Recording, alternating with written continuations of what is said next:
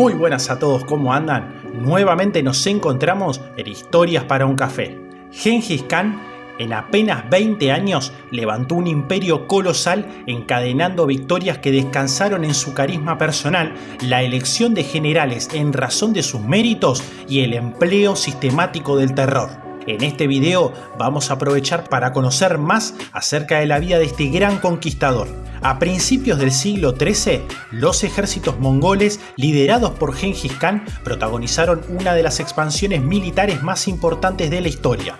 En poco más de 20 años, los mongoles conquistaron buena parte del norte de China, entonces ocupado por el reino de Xixia y el imperio Jurchen, y destruyeron al imperio musulmán de Juarezm, situado en Asia Central. Los sucesores del conquistador mongol continuaron las conquistas y en unos años sus ejércitos amenazaban países tan distantes entre sí como Hungría, Egipto y Japón.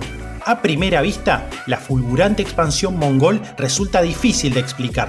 Es cierto que los pastores nómadas eran unos guerreros formidables. Su estilo de vida los había convertido en excelentes jinetes y arqueros, y un clima atroz los había curtido para soportar las interminables penurias de la vida militar. Pero ninguno de los pueblos nómadas que les habían precedido como conquistadores surgidos de las estepas había tenido un éxito remotamente parecido al suyo. Más aún, los ejércitos de Gengis Khan no disfrutaron de ninguna ventaja tecnológica sobre sus predecesores. De hecho, su arma principal, el potente arco compuesto, solo presentaba pequeñas diferencias con el usado por los escitas más de 2000 años antes. Por otra parte, la organización del ejército mongol, estructurado en unidades de 10, 100, 1000 y 10.000 hombres, tampoco era ninguna novedad y había sido empleada por muchos pueblos nómadas desde que los Xiongnu, fundadores del primer imperio en Mongolia, la adoptaron por primera vez en el siglo III a.C.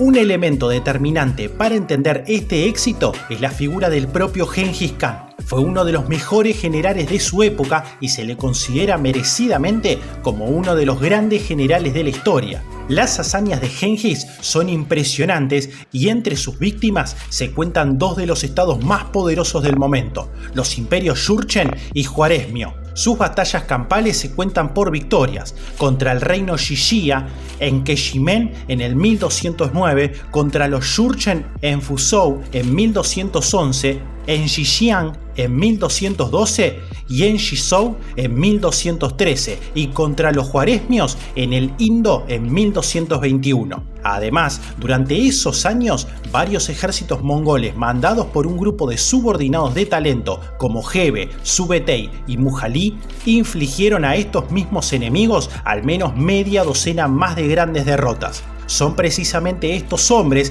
quienes nos recuerdan otro ingrediente de la receta del éxito de Gengis Khan: la instauración de una meritocracia en el ejército, o lo que es lo mismo, la selección de los hombres para puestos de responsabilidad por sus cualidades personales y no por su pertenencia a la aristocracia mongol. Pero Gengis Khan no solo dispuso de un nutrido grupo de excelentes subordinados, sino que estos le fueron absolutamente fieles, incluso hombres como Gebe, que había matado de un flechazo al caballo de Gengis Khan durante una batalla, hombres que habían sido sus enemigos y a los que había perdonado. Fue el carisma del conquistador mongol lo que le permitió disfrutar de la lealtad incondicional de sus soldados, como en aquella ocasión en que, en una confusa batalla contra los Tashichiut, una tribu mongol que se negaba a reconocerle como Khan acabó tirado en el campo de batalla con una herida en el cuello y fue salvado por Helme, uno de sus guerreros, que le cuidó toda la noche y llegó a infiltrarse en el campamento enemigo para conseguir leche de yegua para su sediento y malherido Khan. Otro pilar del ejército de Gengis Khan fue la durísima disciplina que implantó. En 1202, justo antes de una expedición para vengarse de los tatar que habían asesinado a su padre unos 40 años antes, el conquistador mongol impartió esta rotunda orden a sus tropas: si vencemos, que ninguno tome botín en en ese momento, pues ya será repartido más tarde, y si tenemos que retirarnos, tornemos al lugar de donde hayamos partido, y formados otra vez, volvamos a atacar con brío. Todo aquel que no vuelva a la formación será decapitado. De esta manera eliminó uno de los principales puntos débiles de los ejércitos nómadas, que muchas veces veían cómo, tras ganar una batalla, los guerreros victoriosos se detenían a saquear el campamento contrario, lo que permitía escapar a los enemigos. A menudo, los castigos por falta de disciplina eran colectivos. Según Juan de Plano Carpini, un monje franciscano que visitó el Imperio Mongol 18 años antes de la muerte de Gengis Khan, si algún soldado de una unidad de 10 hombres huía en plena batalla, era ejecutado con sus compañeros, y si era todo un Arván el que huía, entonces era ajusticiada la unidad de 100 soldados a la que pertenecía. Los mongoles también destacaron por su gran capacidad de adaptación, demostrando una magnífica predisposición para probar nuevas estrategias a la hora de hacer frente a situaciones desconocidas. Quizás el campo en donde más se notó esta actitud fue en el de la guerra de asedio, el gran talón de Aquiles de muchos de los ejércitos nómadas. Durante el primer asedio de una gran ciudad fortificada, Songjin,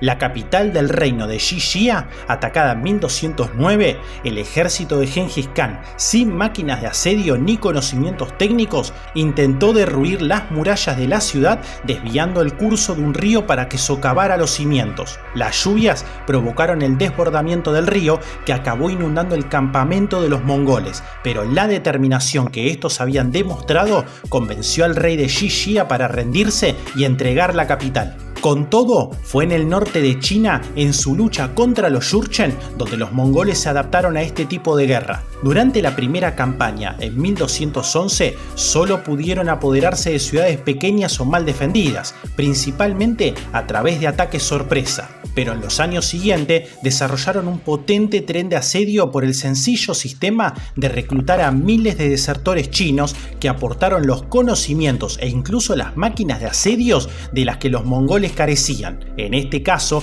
la capacidad de adaptación se combinó con la meritocracia que no solo aplicaba a los mongoles. Cualquiera podía servir en el ejército de Gengis Khan, desde un humilde pastor de la estepa con aptitudes para el mando hasta un desertor chino con conocimientos en la guerra de asedio. El componente más polémico del estilo de guerra mongol fue el terror. En sus conquistas de estados sedentarios, Gengis Khan aplicó premeditadamente una política del miedo, difundido a través de la violencia. Pero esta práctica no era la acción descontrolada de unos bárbaros sedientos de sangre, sino un instrumento calculado para facilitar las conquistas. Cuanto más se resistía una zona, más cruel era la actuación de los mongoles, y los aterrorizados supervivientes de las represalias, a los que a menudo dejaban escapar los propios mongoles, eran los involuntarios portadores del mensaje de que toda la resistencia contra el invasor era inútil. Desde luego, los mongoles no fueron los primeros en pasar a cuchillo a todos los habitantes de una ciudad, ni serían los últimos, pero es probable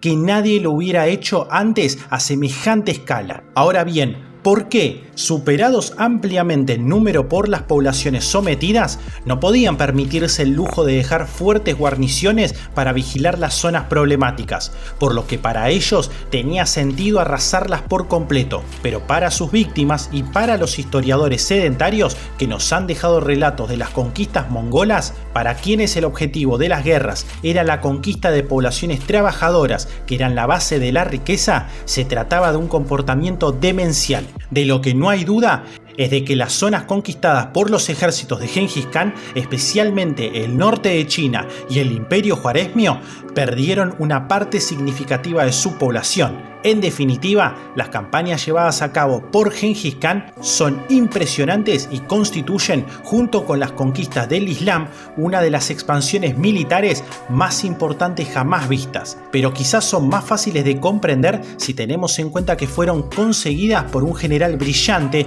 que dirigía un ejército de sufridos y disciplinados guerreros nómadas, ayudados por unos subordinados capaces y leales, dotado de una gran capacidad de adaptación y que no tuvo escrúpulos a la hora de emplear el terror como arma. La grandeza de Gengis Khan no se limita al ámbito militar. El caudillo mongol sentó las bases del nuevo imperio, creando una administración basada en consejeros y funcionarios procedentes de los territorios conquistados, que dio continuidad a aquel inmenso estado.